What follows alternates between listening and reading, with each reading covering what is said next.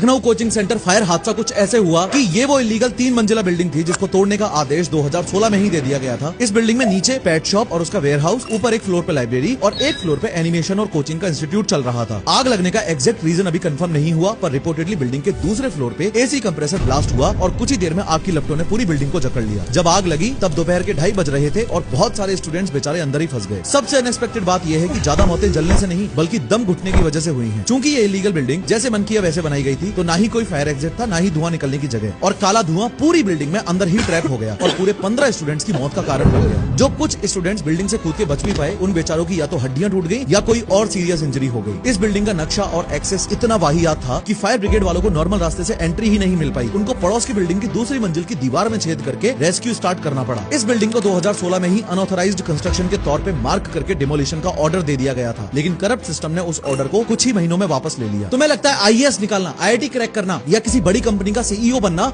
इस देश में सबसे बड़ा अचीवमेंट है? गलत फहमी में जी रहे हो भाई।